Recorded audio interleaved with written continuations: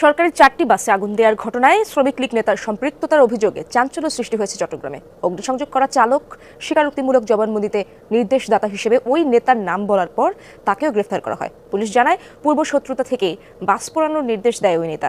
বাস পোড়াতে চুক্তি হয়েছিল 4 লাখ টাকার। দেশ জুড়ে বাস পোড়ানোর জন্য, গাড়ি পোড়ানোর জন্য 4 লাখ টাকার চুক্তি চট্টগ্রামের এক শ্রমিক লীগের নেতার সাথে। শ্রমিক লীগ নেতা 4 লাখ টাকার চুক্তি। তাহলে এবার বোঝা যায় গাড়ি পোড়ায় কে, নাম পড়ে কারার। গাড়ি যদি বিভিন্ন ইস্যু নিয়ে এখানে অনেকজনে গাড়ি পোড়ায়, তখন জামাত আর বিএনপির নাম পড়ে। জামাত বিএনপির থেকে জেলের গানি টানতে হয়। গাড়ি পোড়াবে পোড়াবে ওই সন্ত্রাস বাহিনীগুলো, কিন্তু নাম পড়বে জামাত শিবিরের।